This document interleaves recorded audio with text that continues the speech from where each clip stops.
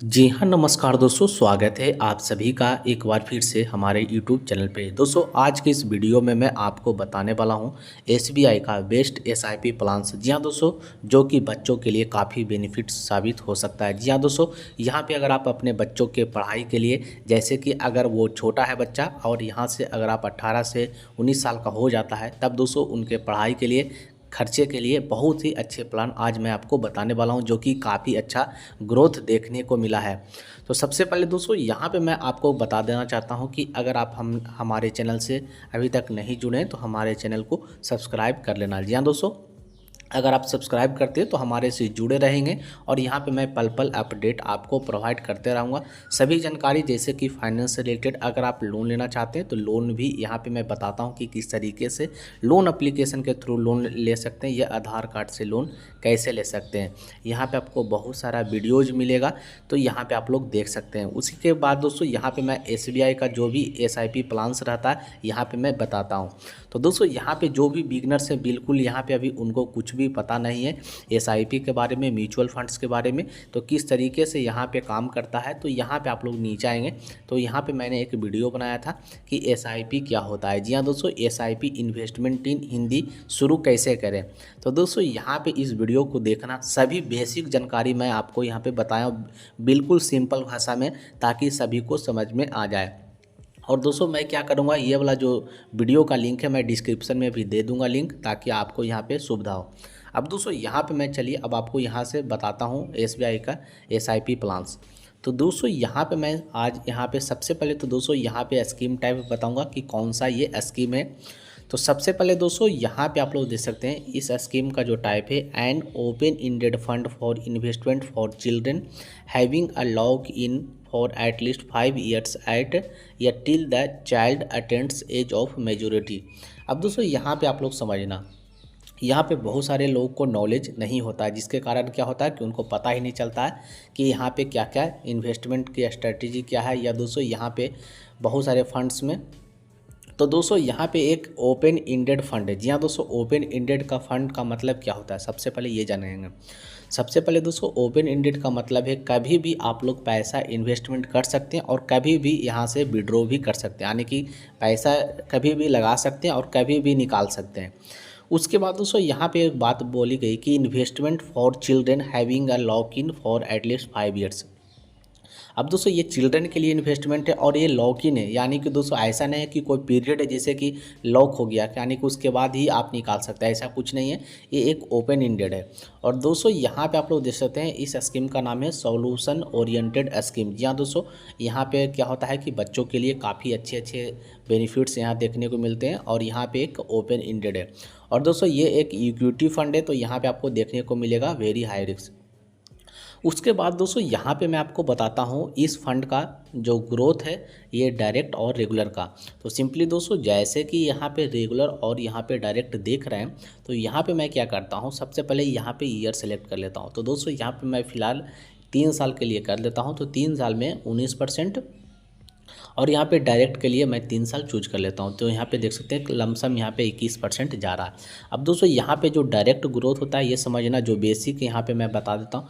Direct growth होता है investor के लिए अच्छा साबित होता है, क्योंकि यहाँ पे आप लोग डायरेक्ट किसी भी स्टॉक में इन्वेस्टमेंट करते हैं, और यहाँ पे रेगुलर में ऐसा नहीं होता है, इसमें कुछ थर्ड पार्टी इन्वॉल्वमेंट होती है।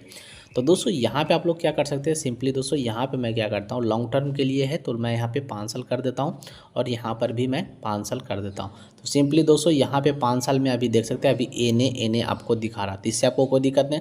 सिंपली आपको यहाँ पे चेक करने के लिए आपको 1 साल और यहाँ पे आपको 3 साल का ही सिलेक्ट करना है। तो दोस्तों यहाँ पे देख सकते हैं जो ग्रोथ है काफ़ी अच्छा देखने को मिल रहा है। उसके बाद दोस्तों यहाँ पे क्या करना, सिंस इंस्पेक्शन में कर देंगे तो यहाँ पे देखना कितना ज़्यादा यहाँ पे अभी तक ये ग्रोथ देखने को मिला है। तो यहाँ पे 34 और यहाँ पे 36% का रिटर्न देखने को मिला अभी तक।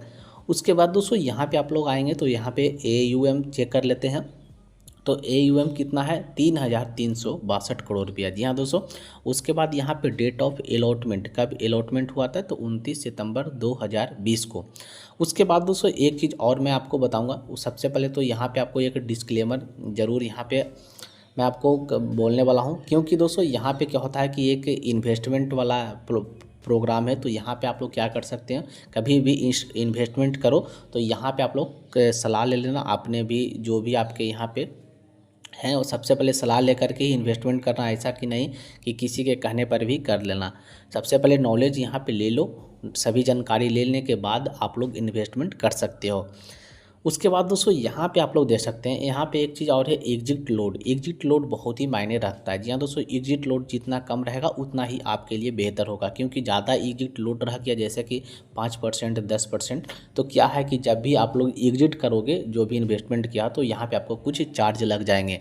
तो यहाँ पर आप लोग देख सकते हैं कितना एग्जिट लोड है। तो यहाँ पर जो एग्जिट लोड है यहाँ पर देख सकते हैं 3% है और 1% है और यहाँ पे नीले।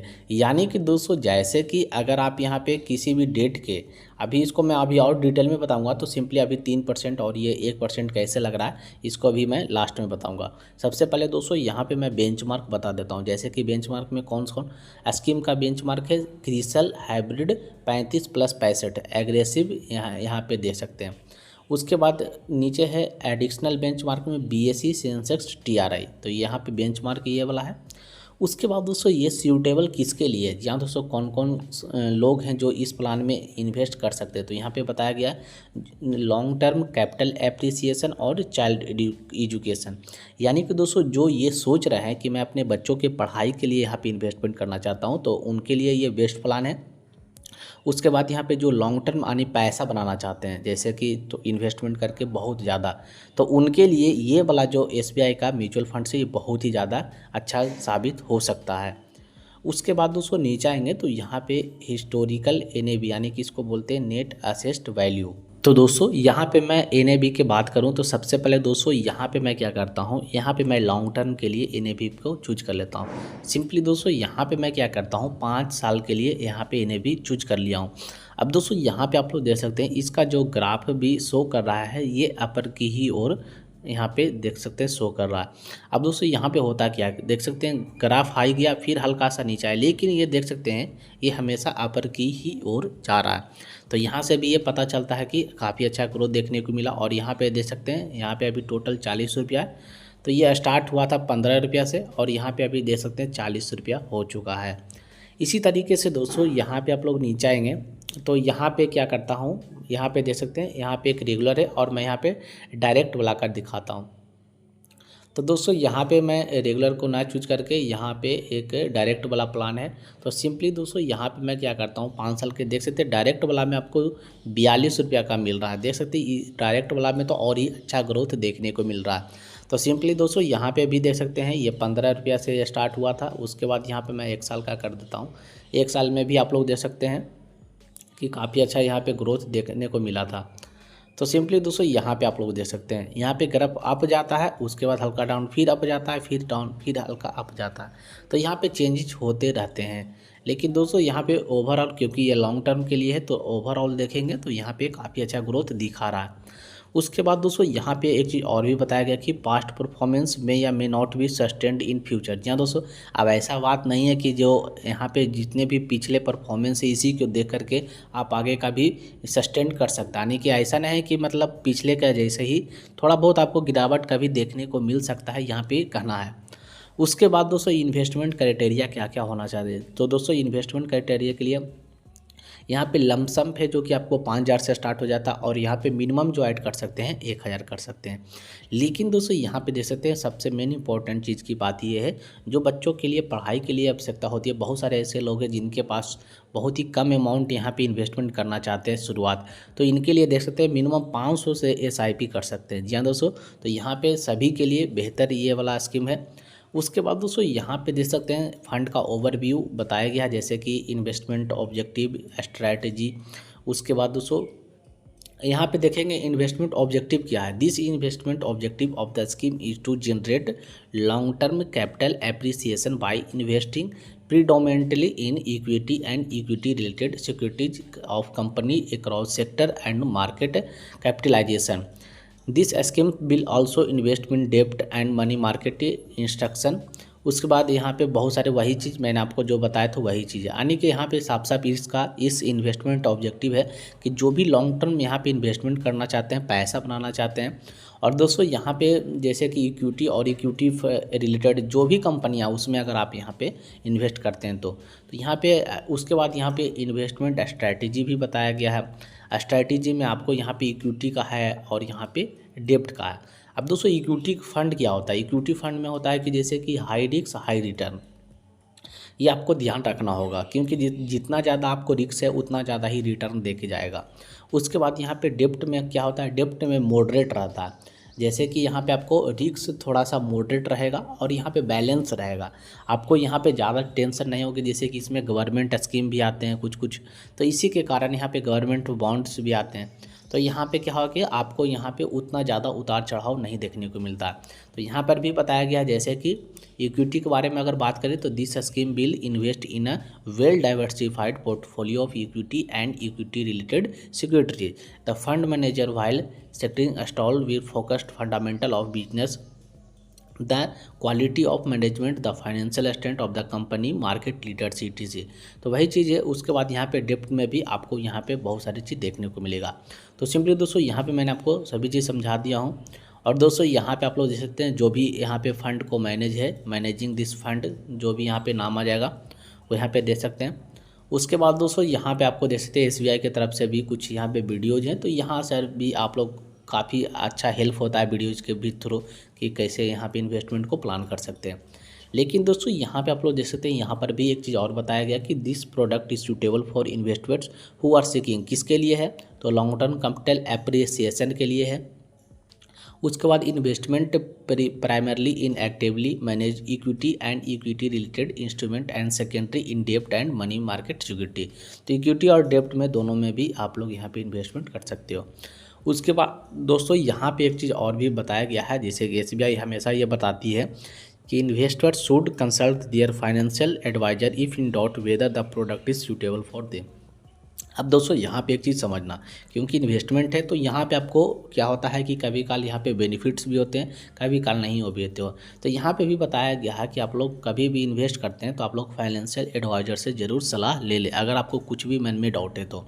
उसके बाद यहाँ पे आपको रिस्कोमीटर हाई देखने को मिलेगा। तो इस फंड का जो नाम है मैं आपको बता देता हूँ, SBI Magnum children benefit fund investment plan. जी हाँ दोस्तों, तो यहाँ पे सिर्फ और सिर्फ चिल्ड्रन के लिए बहुत ही बेस्ट है ये प्लान। उसके बाद यहाँ पे बेंचमार्क वाला भी बताया गया। मेन चीज़ है यहाँ पे आप लोग देखते हैं, यहाँ पे देखेंगे पोर्टफोलियो ब्रेकअप, परफॉर्मेंस और उसके बाद फंड डाटा, ये बहुत ही इंपॉर्टेंट होता है किसी भी फंड का। तो सिंपली दोस्तों यहाँ पे मैं पोर्टफोलियो यहाँ पे बैकअप में चला जाता हूँ। तो सिंपली दोस्तों पोर्टफोलियो ब्रेकअप में जो यहाँ पे आपको बताया जा रहा है टॉप होल्डिंग कंपनी और यहाँ पे सेक्टर एलोकेशन। तो सिंपली दोस्तों जो सबसे मेन इंपॉर्टेंट है ये कैश और कैश इक्विवेलेंट है जो कि 25.73% है। उसके बाद यहाँ पे कौन सी कंपनी आ रही है देख सकते हैं, थगमायल ज्वेलरी है, हैडसन एग्रो प्रोडक्ट है जो कि यहाँ पे 4.63 4.62, HDFC का भी इसमें कंट्रीब्यूशन है 4.53 और यहाँ पे मुथूट फाइनेंस का 4.52% और आजेक्स इंजीनियरिंग लिमिटेड का 4.16%। और यहाँ पे बहुत सारे कंपनी है। व्यू ऑल होल्डिंग पे जैसे ही क्लिक करेंगे तो यहाँ पर भी आपके सामने बहुत सारे कंपनी जो इसमें होल्ड किए हुए हैं तो यहाँ पे आ जाएगा। उसके बाद दोस्तों नीचे आपको सेक्टर एलोकेशन भी दिया गया है, कौन कौन से सेक्टर में यहाँ पे एलोकेट। तो यहाँ पे तो आपको कैश और कैश इक्विवेलेंट तो देखिएगा ही। उसके बाद यहाँ पे फाइनेंशियल सर्विस में आपको 17% यानी कि फाइनेंशियल जो कैटेगरी है इसमें देख सकते हैं उसमें ज़्यादा यहाँ पे इन्वेस्टमेंट देखने को मिल रहा है। उसके बाद टेक्सटाइल में 9.69, fast moving consumer 9.56%, consumer durable में 8.16%, कंज्यूमर सर्विस में 7.31%। यानी कि दोस्तों इतने इतने परसेंट आपको सेक्टर में एलोकेशन देखने को मिलेगा, तो काफ़ी अच्छा है। उसके बाद यहाँ पे परफॉर्मेंस की बात करें तो परफॉर्मेंस भी आपको यहाँ पे देखने को मिलेगा। मैं यहाँ पे डायरेक्ट पे क्लिक कर देता हूँ। डायरेक्ट में आप देख सकते हैं सबसे पहले तो यहाँ पे मैं चिल्ड्रन बेनिफिट्स का देखूँगा। तो दोस्तों यहाँ पे आप लोग देख सकते हैं 1 साल और यहाँ पे अभी 3 साल का ये बता रहा है। तो यहाँ पे 1 साल में 16% और 3 साल में 20.66, देख सकते हैं कितना अच्छा ग्रोथ। और ओवरऑल जो इंस्पेक्शन है ये 36.33% का ग्रोथ देखने को मिला है। इसी तरीके से स्कीम बेंचमार्क में आएंगे तो यहाँ पे आपको एडिशनल BSE का भी देखेंगे तो यहाँ पर भी देख सकते हैं 16%, एक 19% का यहाँ पे ग्रोथ देखने को मिलेगा। उसी तरीके से दोस्तों यहाँ पे जो current standard value of investment का मान के चलिए, अगर आप यहाँ पे 10,000 का ही लेके चलते हैं तो SBI का मैग्नम चिल्ड्रन बेनिफिट आपको कितना यहाँ पे बेनिफिट दे के जाएगा। तो सिंपली दोस्तों यहाँ पे अगर आप देखेंगे 1 साल में 11,602 और 3 साल में 17,854, यानी कि दोस्तों यहाँ पे टोटल जो हो जाएगा यहाँ पे 41,428 हो जाएगा। इसी तरीके से दोस्तों यहाँ पे आप लोग BSc का भी दे सकते हैं। ये सभी चीज़ें यहाँ पे एक स्टैंडर्ड वैल्यू को लेकर के दिखाया गया कि अगर आप इतना इन्वेस्टमेंट करते हैं तो कितना जा सकता है। तो अच्छा यहाँ पे अभी दिखाया गया। उसके बाद यहाँ पे आपको फंड डाटा बहुत ही इंपॉर्टेंट है, तो फंड डाटा पे मैं क्लिक कर देता हूँ। तो दोस्तों यहाँ पे क्वांटिटेटिव डाटा देखना बहुत ही ज़रूरी है, फंड डाटा। तो सिंपली दोस्तों यहाँ पे आप लोग देखते हैं एक्सपेंस रेशियो रेगुलर और डायरेक्ट का है। तो डायरेक्ट का यहाँ पे देख सकते हैं, यहाँ पे हम लोग रेगुलर का नहीं देखेंगे। सिंपली दोस्तों यहाँ पे हम लोग डायरेक्ट का देखते हैं 0.86। अब दोस्तों एक्सपेंस रेशियो जितना कम रहेगा उतना ही आपके लिए बेहतर साबित हो सकता है कोई भी SIP प्लान्स। उसके बाद दोस्तों यहाँ पे देख सकते हैं जो कि 0.86, तो ठीक ठाक बहुत ही कम है, अच्छा है। उसके बाद यहाँ पे एवरेज मैकुलरी ड्यूरेशन भी यहाँ पे आप लोग 0.0 दे सकते हैं। उसके बाद मॉडिफाइड ड्यूरेशन इन ईयर्स 0.006 है। एवरेज मैच्योरिटी है 0.001 ईयर्स। यील्ड टू मैच्योरिटी 5.94% है। तो दोस्तों यहाँ पे आप लोग देख सकते हैं यहाँ पे सभी चीज़ इनका बेहतर है। तो इसी से ये पता चलता है कि ये फ़ंड काफ़ी ज़्यादा यहाँ पे ट्रेंडिंग में रहता है।